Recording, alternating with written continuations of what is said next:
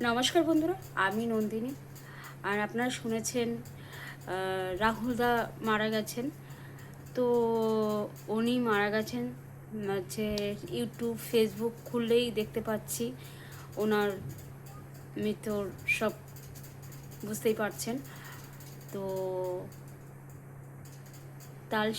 তালসারিতে রাহুলদার shooting করতে গেছিল, তার শ্যুট ছিল। এর আগে শ্যুটগুলো করেছিল খুব ভালো। তো যখন সমুদ্রের ধারে যে শ্যুটটা করছিল নায়িকাকে নিয়ে, ওই যে বলে না মধুচন্দ্রিমার একটা শ্যুট ছিল, তো নায়িকাকে নিয়ে যখন শ্যুটটা করছিল তখন বলে এমন একটা ঢেউ এসেছিল, তো নায়িকা হচ্ছে মানে ঢেউতে নায়িকা বলে পড়ে যায়।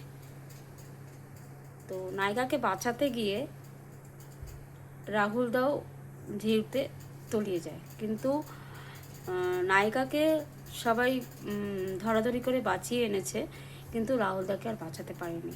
যখন তাকে তুলে নিয়ে এসেছে তার ফুসফুসে বালি এবং জল জমে গেছিলো। হসপিটালে নিয়ে যেতে যেতে তিনি মারা গেছেন। একটা কথা এখানে আছে যে ওখানে যখন শুটিংটা করতে যায় তখন না প্রশাসনকে জানিয়েছে, না পুলিশকে জানিয়েছেন, না ওখানে যে বাসিন্দার আছে তাদেরকে কিছু জিজ্ঞাসা করেছে। তো তাদেরকে যদি কিছু জিজ্ঞাসা করতো তাহলে তারা নিশ্চয়ই বলতো কোথায় চোরাবালি আছে, কোথায় কী আছে, এগুলো অবশ্যই তারা বলতো। কিন্তু সেগুলো তারা জিজ্ঞাসা করেনি, হঠাৎ করে তারা শুটিং চালু করে দিয়েছে, এরম একটা ব্যাপার। তো সবাই বলা কওয়া করছে যে রাহুলদার মৃত্যুটা অস্বাভাবিক, কিন্তু রাহুলদার মৃত্যুটা অস্বাভাবিক কি স্বাভাবিক সেটা আমি জানি না। একটা কথা, ওই রাহুলদার পরিবারের অবস্থাটা কি বুঝতেই পারছেন, কতটা শোকের ছায়া নেমে এসেছে। আর তার মা, তার ওয়াইফ এবং তার ছেলের অবস্থাটা কি হচ্ছে সেটাও আপনারা বুঝতে পারছেন। তার মা শুধু বলছে আমার ছেলেকে তোমরা ফিরিয়ে দাও। একটা মা স্বাভাবিক সে বলবেই, যারা মা তাদের যে কি কষ্ট, তাদের কি কি যন্ত্রণা সেটা মায়েরাই একমাত্র বোঝে। পোস্টমর্টম রিপোর্টে সেটা বেরিয়ে এসেছে যে রাহুলদার ফুসফুসে বালি এবং জল জমেছে।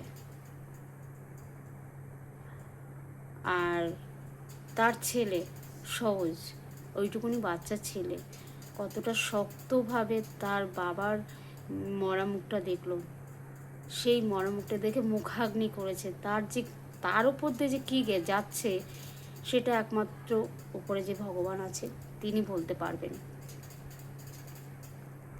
পুলিশ প্রশাসন বলছে আমাদেরকে তো কিছু জানায়নি যে এখানে শুটিংটা হবে বা কিছু, এটা তো এরকমই বলবেই, কারণ তাদেরকে কিছু জানানো হয়নি, ওই জন্য তারা বলছে এরকম কথা, অবভিয়াসলি। আর একটা কথা কি যে মানে রাহুলদার মৃত্যুটা সত্যি ইন্ডাস্ট্রিজ ভেঙে পড়েছে। একটা নামী অভিনেতা, এত ভালো অভিনেতা যে এত ভালো অভিনয় করতে পারতো, মানে তাকে ইন্ডাস্ট্রিজ হারিয়েছে, তো সত্যি মানে দুঃখজনক।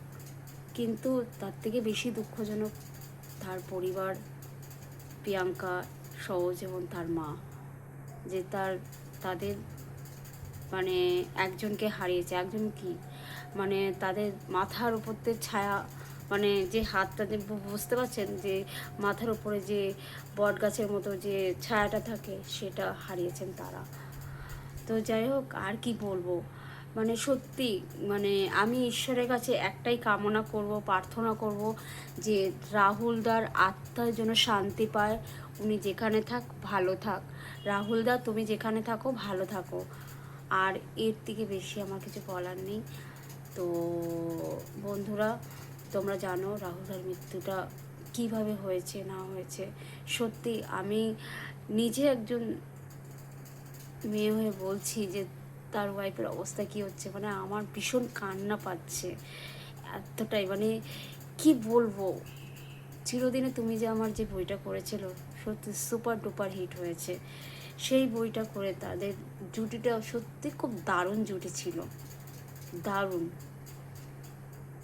মানে এত সুন্দর, মানে ওরা দুজনকে এত ভালোবাসে বলার মতো না। হ্যাঁ, মাঝখান থেকে একটু মানে মন মালিন্য হয়েছিল, ওটা হতেই পারে, হাজব্যান্ড ওয়াইফের ওটা হতেই পারে, কিন্তু আবার তো ঠিক হয়েছে, তারা আবার একসঙ্গে হয়েছে, তারা আবার নিজেদের মতো করে সংসার করছে। সত্যি হয়তো ভগবান এটা চায় না এত সুখ, অনেকের সুখ সহ্য হয় না। যাও, আর বেশি কিছু কথা বাড়ালাম না। তো রাহুলদা, তুমি যেখানে থাকো, তোমার আত্মার শান্তির কামনা করি, ভালো থাকো, সুস্থ থাকো।